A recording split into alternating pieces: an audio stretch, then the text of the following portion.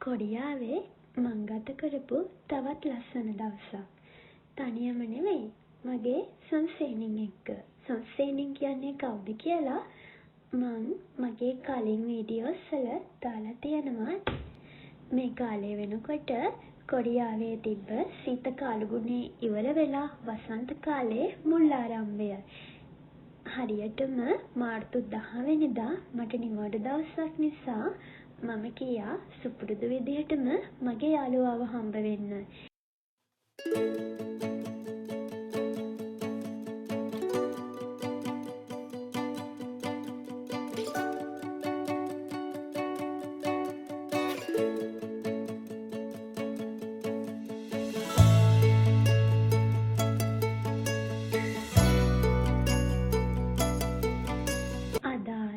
අවට පරිසරයේ සුන්දරත්වයේ විඳමින් ඇවිදින්න සුපුරුදු විදිහටම කෑම කාලා අපි අපේ ගමන පටන් ගත්තා. මේ තමයි මගේ ගේ ගාව තියෙන පාක් එක. මම යාළුවත් එක්ක නිතරම වගේ එන්නේ මේ පාක් එකට. ආපු දවසේ ඉඳන් ආවත් තාම ඇවිදලා බලලා ඉවර කරගන්න බැරි වුණා. ඒ තරම් ලොකු ප්‍රමාණයක් ඉතාමත් ලස්සනට මේ විදිහට මේ පාක් එක නිර්මාණය කරලා තියෙනවා. ඉතින් අපි කතා කර මේ විදිහට පාක් එකේ ඇවිදින්න පටන් ගත්තා.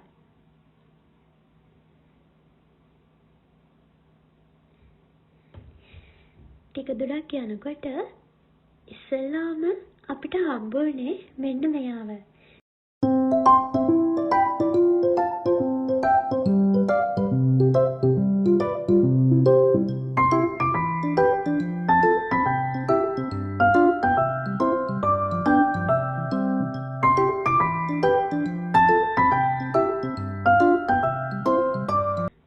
සොන්සේනින් මේ වෙලාවේ හොඳටම බයිනවා අපි දැක්ක ගමන් පියඹලාවා කියලා.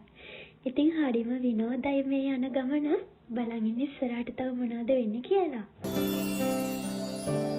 මිතුරෙකු වාගේ ආදරේ තව කෙකු දේදු සංසාරේ ලං වෙලා හිත් හදනා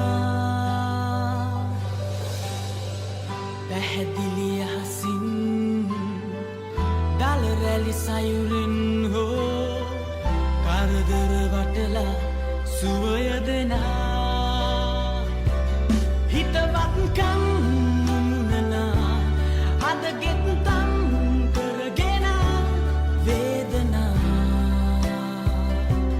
වැළඳගෙන රකින්න වේ කඳුලින්නේ ප්‍රාර්ථනා දාරුකා දිනා දෙනා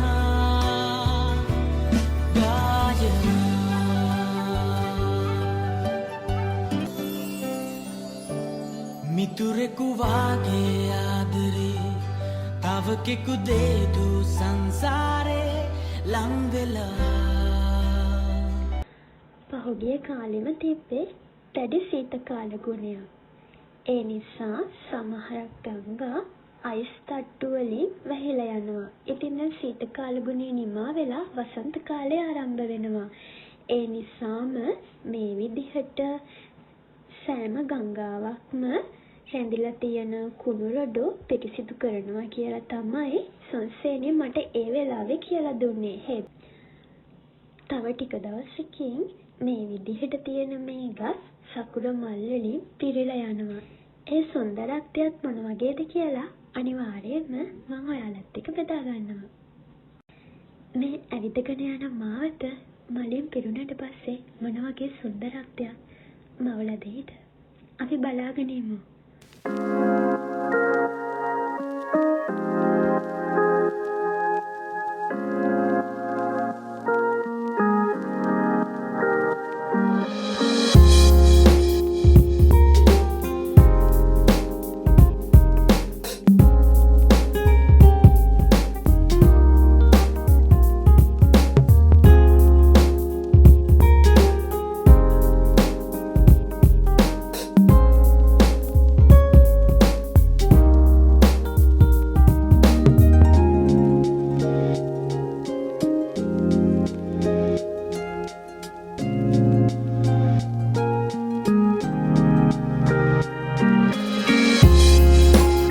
ජයනද ජය කෙහෙලිය නංවන මගේ ජීවන දිවිය පුරා සුළඟක් වී නිබඳව සරණා අත දුන් නිති සබඳ විලා.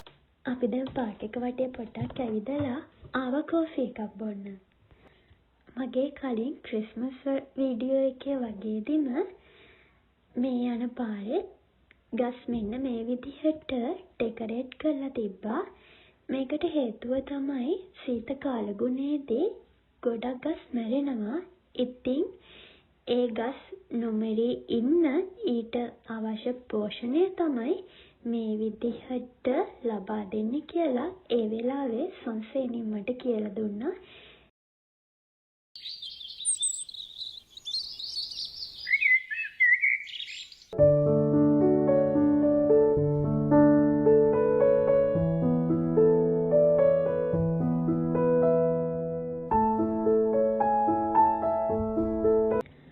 කෝෆි බීලා අපි දැන් ආවා පාර්ක් එකේ තිබ්බ තවත් ලස්සන තැනක් බලන්න. තාම සකුඩා මල් නම් පිපිලා නැහැ.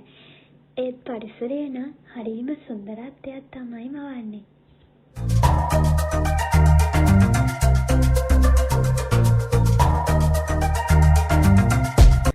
අපි දැන් ඇවිල්ලා ඉන්නේ මම ඉන්න ප්‍රදේශයට අදාළ අතීතයේ තිබුණ පැරණි ගම්මානයක් බලන්න. ඉතින් ඇතුල් වෙනකොටම මෙන්න මේ වගේ විස්තර සහිත පුවරුවක් අහලා තියෙනවා.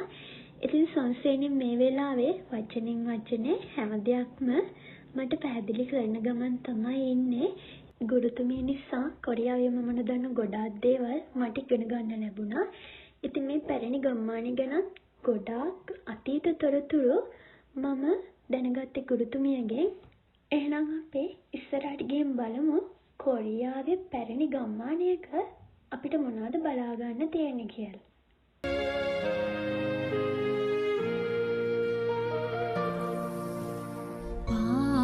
පායාලා ඔබ දුරින් රැඳී එළිය දෙන්න සැමදා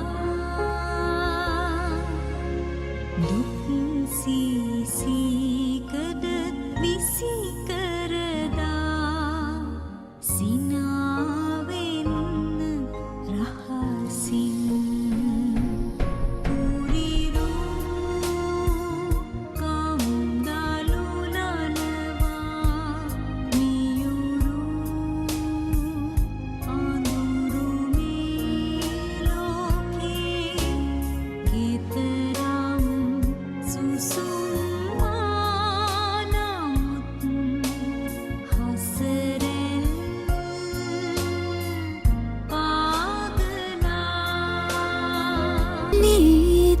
සැලී පෙමින් මේනාතුරානෙතුමානෙන් පෙරුමන් පෙරු පෙම්හීනයි කුමරානනි ඔබගාවි ඔබ පතනා හදමාගේ සැනසේවී සංසාරේ ඔබ පතනා හදමාගේ සැනසේවී සංසාරේ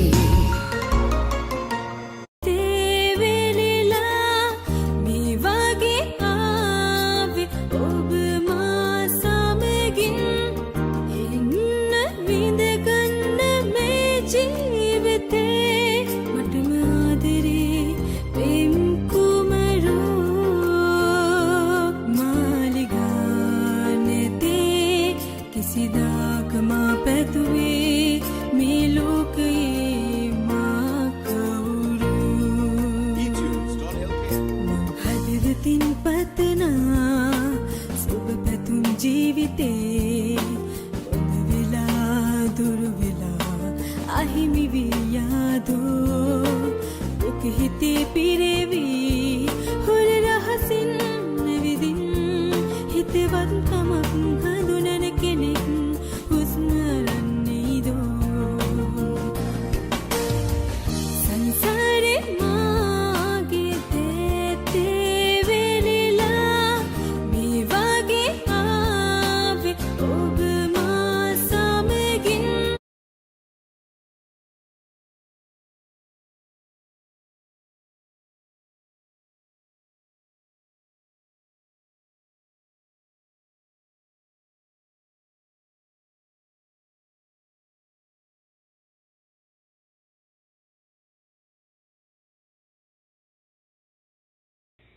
මේ තමයි අපි පාර්ක් එකේ ඇවිදිනකොට මලින් පිරීලා තිබ්බ එකම සකුරා ගහ.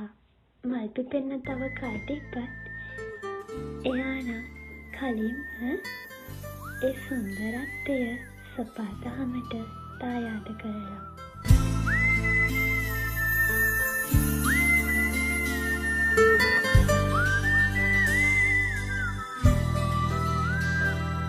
පමාවි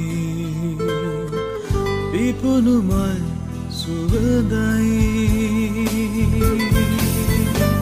පමාවි පිපුණු මල් සුවඳයි 고마운 사람입니다 그런 그댈 위해서 나의 심장쯤이야 ඉතින් එදා මගේ නිවාඩු දවස සුන්දරව ගත වෙලා ගියේ මේ විදිහට. පුළුවන් හැම වෙලාවකම අපි පුළුවන් තරම් සතුටින් hina වෙලා ඒ මොහොත ගත කරන්න ඕන. මම මගේ ජීවිතේ හැම වෙලාවෙම බලන්නේ ඒ ගත කරපු සුන්දර මතකයන් ජීවිතේ පුළුවන් තරම් එකතු කරන්න. එහෙනම් අදට ගිහින් යනවා. මගේ ඊළඟ වීඩියෝ එක සකුර මලින් ඔටු වුණ ටියුලිප් මල් වසන්තය.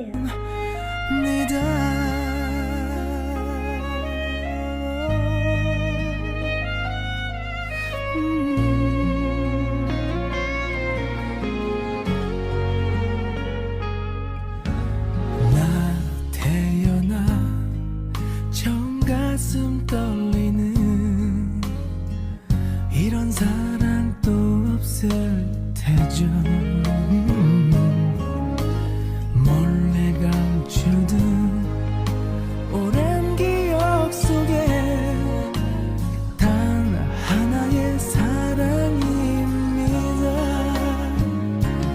그런 그댈 위해서 아픈 눈물쯤이야 얼마든 참을 수 있는데 사랑이란 그 말은 못해도 먼 곳에서 이렇게 바라만 보아도 모든 걸 줄 수 있어서 사랑할 수 있어서 난 슬퍼도 행복합니다 아무것도 바라지 않아도 그대 웃어준다면 난 행복할 텐데 사랑은 주는 거니까 그저 주는 거니까 난 슬퍼도 행복합니다